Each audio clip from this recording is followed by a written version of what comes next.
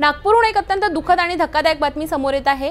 रक्षाबंधनाच्या पवित्र दिवशी एका भीषण रस्ते अपघातात एका तरुणाला आपला जीव गमवावा लागला। नागपूरमधील हिंगणा टी पॉइंटहून सुभाषनगरच्या दिशेने जाणाऱ्या एका तरुणाची सकाळ शेवटची ठरली। प्रत्यक्षदर्शींच्या म्हणण्यानुसार सकाळी सुमारे 7 ते 8 वाजताच्या सुमारास हेल्मेट शिवाय बाईक चालवणाऱ्या या तरुणाला समोर वाहतूक पोलीस दिसले। पोलिसांनी कारवाई करू नये किंवा दंड भरावा लागू नये या भीतीने तो घाबरला आणि त्याने आपली बाईक चुकीच्या दिशेने वळवली। त्याचवेळी मागून भरधाव वेगाने आलेला एका ट्रकने त्याला चिरडले। तरुणाचा जागीच दुर्दैवी मृत्यू झाला।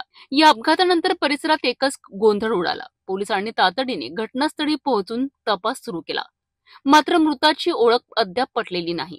या घटनेने वाहतुकीचे नियम आणि पोलिसांच्या कारवाईवर एक नवीन वाद सुरू झाला आहे।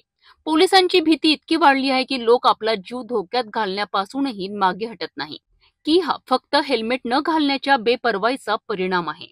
ही घटना आपल्याला विचार करण्यास भाग पाडते। जिथे एका बाजूला नियमांचे पालन न करणाऱ्या तरुणांची निष्काळजीपणा दिसते, तिथेच पोलिसांच्या भीतीमुळे झालेला हा मृत्यू देखील प्रश्नचिन्हाच्या घेऱ्यात आहे।